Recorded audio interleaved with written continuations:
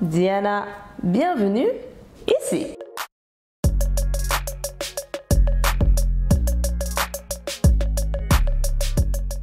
On reçoit ce que l'on dégage. Tu dégages de la frustration, de la colère, tu ne recevras que des choses qui te rendront encore plus frustré et encore plus énervé. Si tu dégages de l'optimisme et de la positivité et des good vibes, tu recevras de la positivité et des good vibes. La base d'absolument tout accomplissement, c'est la positivité. J'ai eu tendance à dire qu'il faut penser positif, mais non. Penser positif, c'est pas assez. Et penser positif, ça peut aussi induire le fait que tu aies besoin de te convaincre que tu es positif. Et c'est pas ce qu'on veut. Ce qu'il faut, c'est se sentir positif, c'est dégager du positif. Mais penser trop positif peut avoir un impact tout aussi néfaste que de penser négatif à partir du moment où cet optimisme se transforme en faux espoir. Je m'explique. Parce que le faux espoir, justement, c'est ça qui va déglinguer ton optimisme, complètement amener des désillusions, tuer ton mental, tuer ton moral et être absolument contre-productif. Et c'est sur ça qu'on va un petit peu se concentrer aujourd'hui. 3 petites astuces qui, de par mon point de vue, de par mon ressenti, de par mon expérience, de par la manière dont je vois la vie, m'ont permis d'avoir de plus en plus d'accomplissements, d'avoir de plus en plus de positivité. Ça a l'air fou, mais c'est ces petites choses très simples qui m'ont permis de toujours être dans des phases d'optimisme sans jamais tomber dans le faux espoir. Reste avec moi, la suite. Je l'ai déjà dit juste ici, cette petite vidéo rêve et réalise. Pour réaliser, il faut rêver, certes, c'est la base de tout. Mais pour que nos rêves ou nos projets arrivent dans notre réalité, il faut que le rationnel et l'émotionnel soient plus ou moins équitablement équilibrés. Donc le point numéro 1, l'accomplissement arrive quand ton émotionnel et ton rationnel, ou je vais dire quand mon émotionnel et mon rationnel sont équilibrés, c'est là que je me rends compte justement que je peux débloquer énormément de choses. L'émotionnel, c'est ça qui va te donner l'impulsivité, c'est ça qui va te faire sauter le pas. Tes émotions, ta foi, ton ressenti, ta passion, c'est ça qui va te faire te lever et commencer quelque chose. Et c'est ça qui va te nourrir tous les jours pour que tu le continues et pour que tu vois les résultats jour après jour, pas à pas. Le problème, c'est que si tu réagis uniquement par ton émotionnel, sans prendre en compte le rationnel, il ne faut pas oublier que le rationnel a cela d'important que c'est les éléments qui se passent un peu dans ta réalité. C'est ton rationnel qui va te permettre de t'ajuster. En regardant ton rationnel, par exemple, je regarde autour de moi, je regarde autour de moi et je me rends compte que mon rationnel est aligné avec mon émotionnel dans un moment donné. Donc comme ce que j'ai autour de moi correspond plus ou moins à ce que je voulais émotionnellement, c'est ça justement qui m'apporte la preuve que jour après jour, ça marche. Ce sont les faits rationnels qui me permettent un petit peu d'aligner mon émotionnel, jusque-là tu suis, pour me permettre d'avancer dans une direction ou de plutôt avancer dans une autre direction. Pourquoi aussi j'aime bien parler d'équilibre entre l'émotionnel et le rationnel? Tout simplement parce que si on écoutait uniquement notre émotionnel, je ne vais pas dire qu'on deviendrait déglingos parce que c'est pas vraiment ça. Ce qui se passe, c'est que quand on veut accomplir quoi que ce soit, c'est très important que nous soyons maîtres de nos émotions et que nos émotions ne soient pas maîtres de nous. Si on réagit uniquement à nos émotions, on peut se mettre dans des situations des fois très hasardeuses. Nos émotions sont des guides encore une fois, mais ne doivent pas être la seule entité, le seul facteur qui nous amène à avoir une certaine attitude, un certain comportement ou certaines décisions. À l'inverse, d'un autre côté, si on répondait uniquement à notre rationnel, déjà ce serait ultra dommage parce qu'on est des êtres on est des êtres avec beaucoup d'émotions, beaucoup de sensations et c'est ça justement qui fait notre force. Mais surtout, quand on parle d'analyser notre environnement, il y a des choses qu'on ne peut pas voir, il y a des choses qu'on ne peut pas entendre, il y a des choses qu'on ne peut pas sentir, ni même goûter. Il y a des choses qu'on ne peut que ressentir. Notre intuition, nos perceptions, la manière dont on se sent par rapport à une situation, par rapport à quelque chose, à quelqu'un. L'instinct, l'intuition, c'est des choses qu'il faut écouter. Et c'est des choses qui ne sont pas rationnelles, c'est des choses qui sont purement émotionnelles. Donc ma première astuce qui me permet de toujours m'ajuster et de toujours rester dans une notion d'optimisme constant, c'est de toujours agir en faisant en sorte que mon rationnel et mon émotionnel soient tous les deux d'accord et soient équilibrés dans la prise de décision, dans l'action, dans l'attitude. Bref, il faut que les deux là soient ensemble. Ma deuxième astuce pour éviter les faux espoirs. Ma deuxième astuce, je vais l'appeler le pouvoir des micro-victoires. Qu'est-ce qui se passe bien souvent, trop souvent? On fait l'erreur, j'ai fait cette erreur-là, de viser trop grand, trop gros, trop vite. Je suis la première à avoir des rêves crazy, je suis la première à avoir des rêves fous, à avoir des projets fous.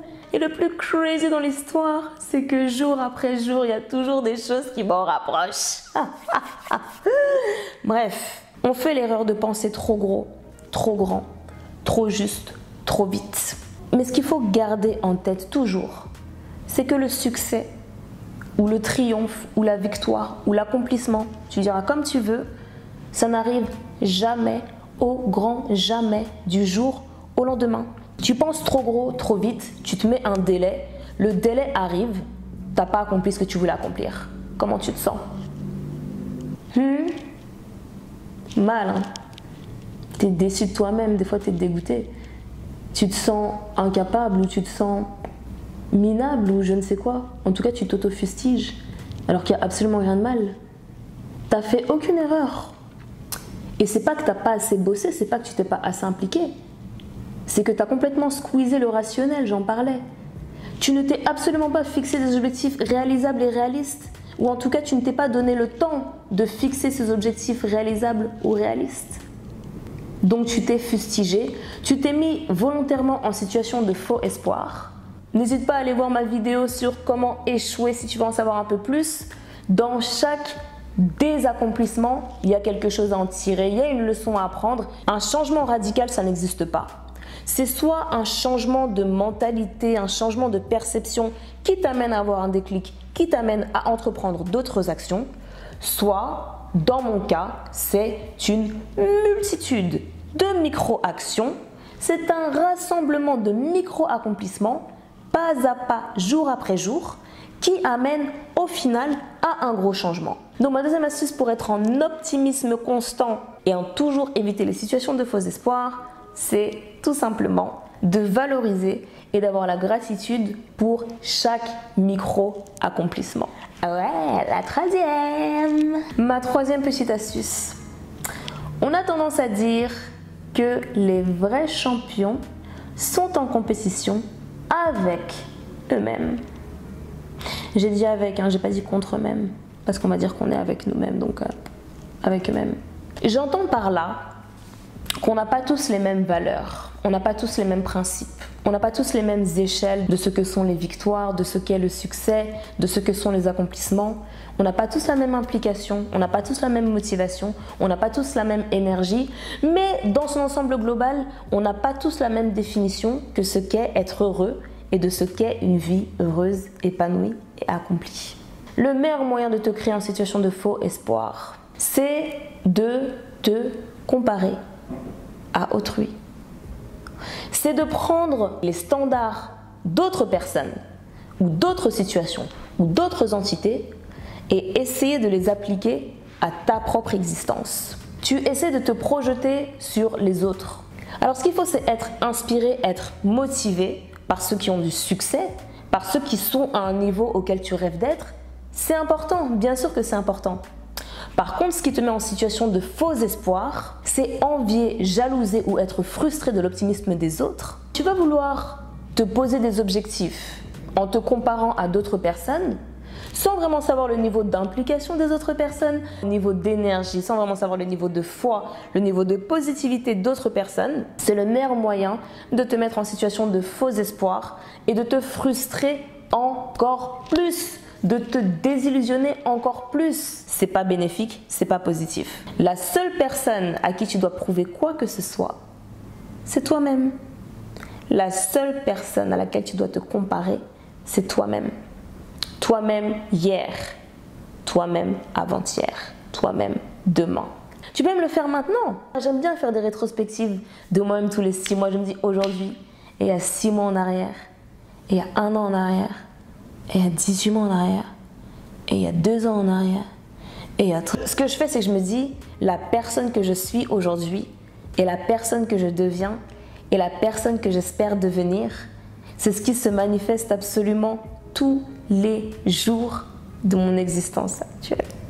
Parce que je reste toujours en situation d'optimisme. Cette positivité, tu as la vie, c'est kiffant. Alors bien sûr, tu le sais, on a nos hauts, on a nos bas. C'est quand ça va mal que je dois mettre de la force. Quand ça va bien, justement ça va bien. Mais c'est quand ça va mal que je dois mettre de la force. Quand ça va mal et que tu arrives à outrepasser cette force et d'en être encore plus grandi, que tu te rends compte du pouvoir qu'a l'optimisme sur toi. Donc vraiment, reste toujours fidèle à tes propres principes, à tes propres standards, à ta propre échelle, à ta propre envie. Garde toujours cet optimisme constant, sois toujours réaliste. Le faux espoir apparaît quand tu essayes de mettre trop de positivité ou trop d'optimisme dans quelque chose qui est absolument irréalisable. Mais la bonne nouvelle, la très bonne nouvelle, c'est qu'à partir du moment où tu arrives à avoir le mindset adéquat, l'attitude, les émotions, le comportement, les beliefs adéquats, c'est là que tu commences à entrer dans une phase d'optimisme et que tu quittes complètement toute notion de faux espoir. C'est tout pour moi. Merci beaucoup d'être resté avec moi jusqu'ici. Ça fait trop plaisir. Si tu es resté jusqu'ici, ça veut dire que tu dois t'abonner. Ben oui. Tu peux aussi liker, tu peux aussi partager, tu peux aussi en parler autour de toi. Tu peux aussi me dire ce que tu en penses en commentaire. Est-ce que tu as des faux espoirs? Est-ce que tu as de l'optimisme? Qu'est-ce que tu en penses? Où est-ce que tu te vois? Tu peux bien sûr aussi visiter le blog, la plateforme 5minutesaday.com. Des petits trucs et astuces en 5 minutes par jour pour être bien, pour être mieux, pour être dans l'ambiance. Je te fais des gros bisous.